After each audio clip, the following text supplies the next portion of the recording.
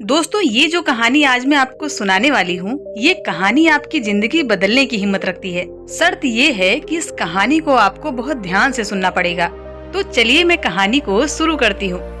दोस्तों, कहानी है एक हिरन की। एक बार एक हिरन एक जंगल में पानी की तलाश में घूम रही थी। वो प्यास के कारण पूरे जंगल में पानी की तलाश में इधर उधर भटक रही थी। बहुत प्यास लगी थी उसे। वो बहुत देर से पानी की तलाश में थी, लेकिन उसे पानी कहीं नहीं मिल रहा था। थोड़ी देर और जंगल में भटकने के बाद वो हिरन एक पेड़ के नीचे बैठ जाती है। थोड़ी देर बाद उसके कानों में कहीं पानी बहने की आवाज सुनाई देती है। हिरन उस पेड़ के नीचे से उठकर वो पानी की आवाज की तरफ आगे बढ़ती है। वो देखती है कि उसके सामने एक बड़ी सी नदी है।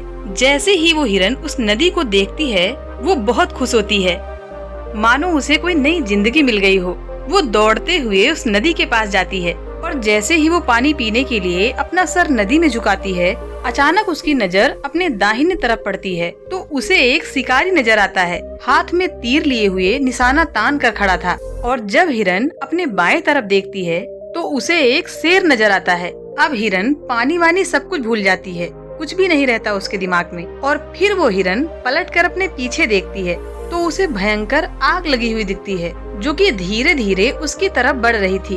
अब हिरन जाए भी तो जाए कहाँ। जब वो अपने दाहिने तरफ देख रही थी तब उसे शिकारी नजर आ रहा था, जो निशाना तान कर खड़ा हुआ था। और जब अपने बाएं तरफ देख रही थी तब उसे शेर नजर आ रहा था। और सामने तो गहरी और लंबी चौड़ी नदी थी और पीछे तो आग लगी हुई थी। उसके लिए अब चारों रास्ते बंद हो चुके थे।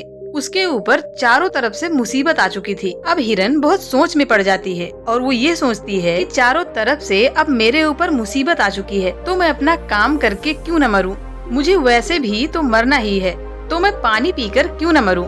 तो वो हिरन अपना पानी पीने में लग जाती है। लेकिन थोड़ी देर के बाद जब वो हिरन पानी पी रही थी तो उतनी ही देर में ऊपर से काले बादल छा जाते हैं और उन बादलों से जोरों की बारिश होने लगती है। जो पीछे आग लगी हुई थी वो पानी से बुझ जाती है और तेज बारिश होने के कारण शिकारी का निशाना चूक कर शेर को लग जाता है और शेर की नजर सीधा शिकारी पर पड़ती है, जिससे शेर शिकारी के पीछे लग जाता है। जैसे ही हिरन को पता चलता है, जैसे ही वो पानी पीकर अपना सर ऊपर उठाती है तो वो अपने दाहिने तरफ देखती है तो उसे शिकारी कहीं पर भी नजर नहीं आता। तो वो अपने बाएं तरफ देखती है तो उसे शेर भी नजर नहीं आता। जब वो अपने पीछे मुड़कर देखती है तो जो आग लगी हुई थी वो भी उसे बुझी हुई दिखाई देती है। तो इस तरह हिरन की जान बचती है।